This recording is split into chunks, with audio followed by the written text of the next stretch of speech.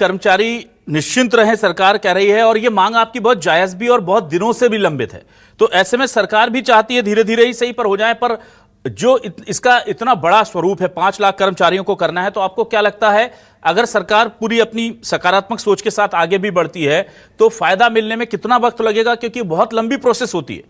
आप इन्हें धीरे पहले महंगाई भत्ता देंगे, फिर बाकी सुविधाएं बढ़ाएंगे, धीरे धीरे उस तरफ लेकर जाएंगे। पहले कौन होगा? पहले 10 साल वाले से शुरू होगा, तो कई लोग हैं जो 15-18 साल कर चुके हैं, तो पहले क्या 3 साल का ब्रैकेट लिया जाएगा जो सबसे सीनियर है? तो ऐसा आपको क्या रास्ता दिख रहा है इसका?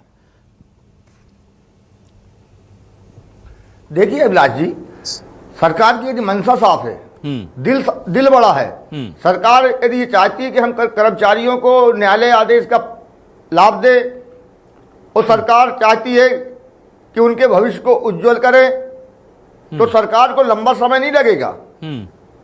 ये सरकार इस विषय में, मैं बता रहा हूं ना आपको कि 16 मई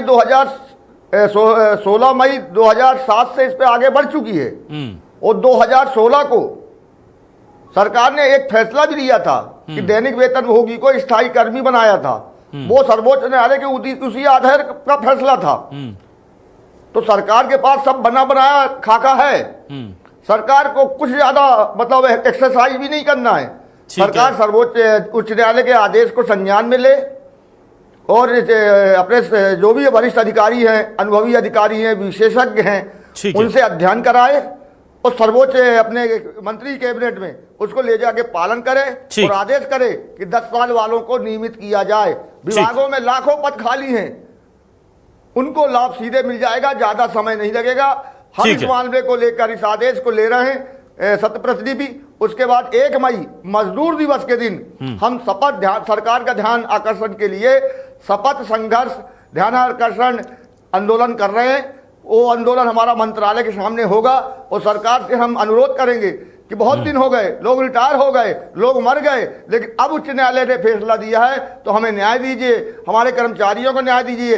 अन्याय हो गए, नौकरशाही के अन्याय अब बंद कर दीजिए, और भारतीय जनता पार्टी वास्तव में कर्मचारियों के साथ है तो कर्मचारियों का हक दे। ठीक है, कोमल सिंह जी भी हमारे साथ जुड़े हुए हैं, तकनीकी दिक्कत की वजह से फोन लाइन पर जुड़े हुए हैं। कोमल जी, मैं आपसे जानना चाहता हूं, आउटसोर्स कर्मचारियों की क्या मांग है? क्या वाकई में अब आपको लग रहा है कि ये तैयारियां सरकार कर लेगी, या आपके मन में कोई शको शुबा है, शंका है?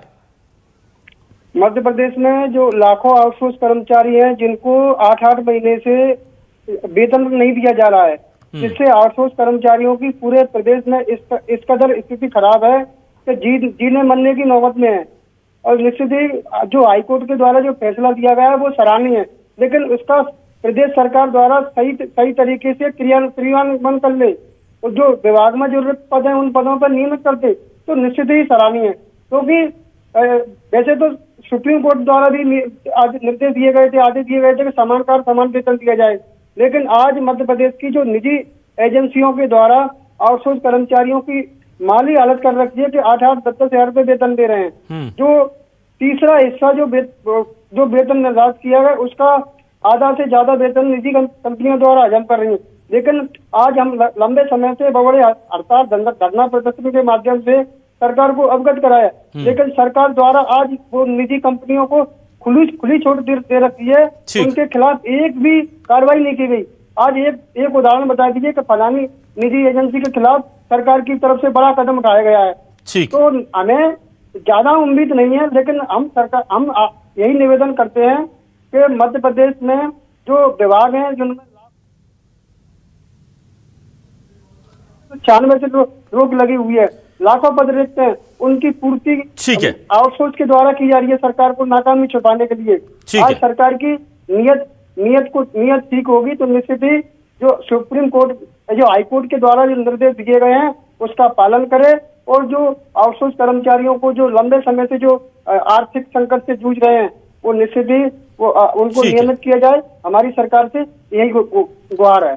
चलिए ठीक है, मैं उमेश जी आपके पास आता हूं। उमेश जी, देखिए अब बहुत बड़ी चुनौती सरकार के सामने भी होगी कि इस पर एक्ट करना होगा, क्योंकि हाईकोर्ट ने कह दिया है तो कर्मचारी तो वैसे इतने दिनों से मांग कर रहे थे, अब उनके पास एक संबल भी आ गया है कि उन्हें हाईकोर्ट का संरक्षण भी मिल गया है।